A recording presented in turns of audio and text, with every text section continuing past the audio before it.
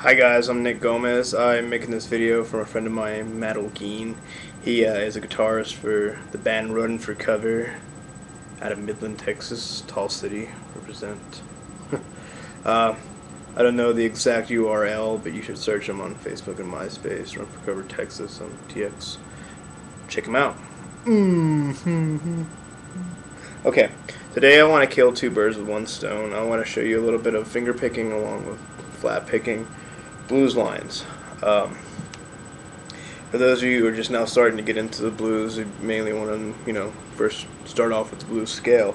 Now I'm going to play in the fifth position, which is an A, where you may or not care, but just something to know. So you're going to start off with your A, 5, 8, 5, 6, 7, 5, 7, 5, 7, 5, 8, 5, 8. Simple.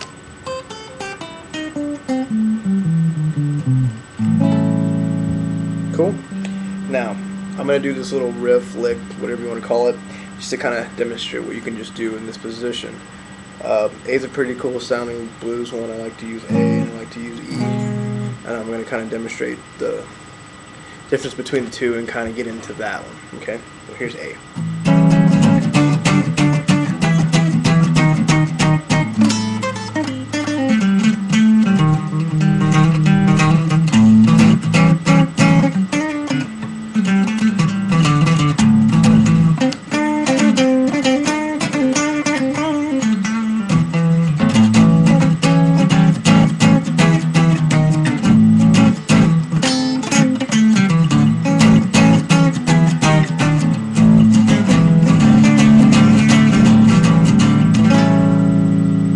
Cool?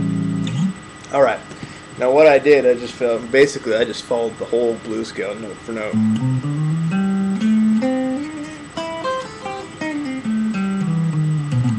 Now my favorite little doodad is always to get back to the octave, just to kind of give you, the listener, a relative starting point and returning point, so you can always throw the ball out and bring it back in. Same octave.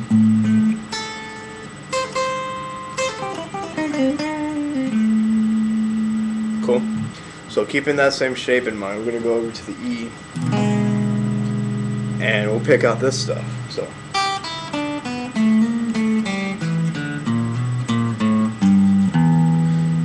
now back in the summer of '07, I believe, I recorded a song called Death Row Joe.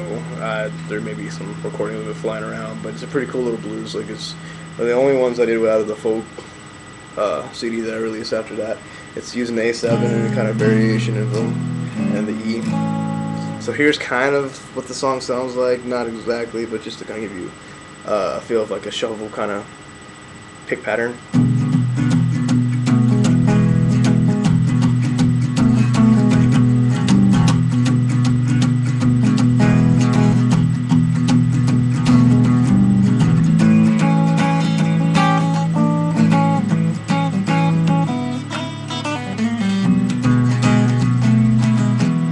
Okay, now with Texas picking and Texas blues, you utilize a lot of the major scale inflations and open the strings.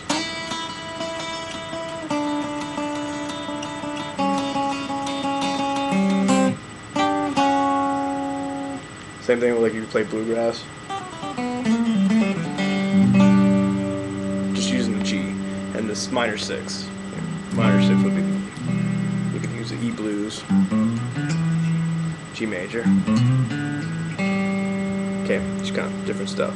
Now, finger picking wise, what you want to think of too, and you can use, the cool thing about finger picking, you can make the chord sound bigger than what it actually is, so you can actually have, a alternating bass line and a lead line going up on top.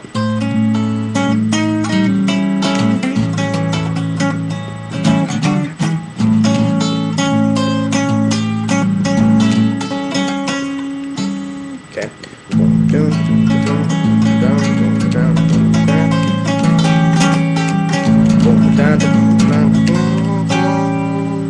Always using the flat notes, and you can kind of pick along with another lead and kind of give it a different feeling.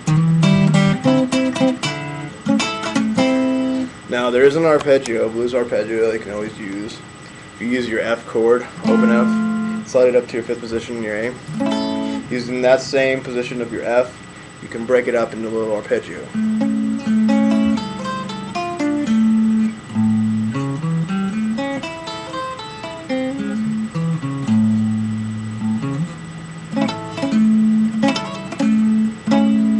Cool. So, cool little things you can do with blues. Most of it you just kind of want to have. You don't want to speed through it. I mean, some of them, I'll throw in a little bit of for flash taste, but make it sound good.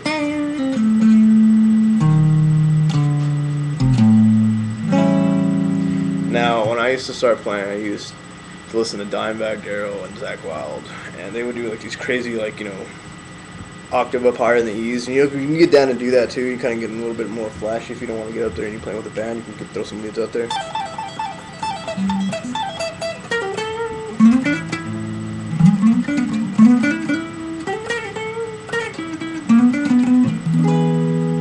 Cool.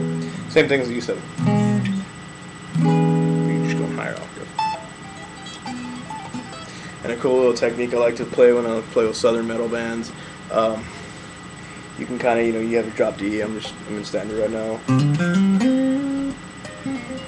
Kind of like a cheap whammy bar thing.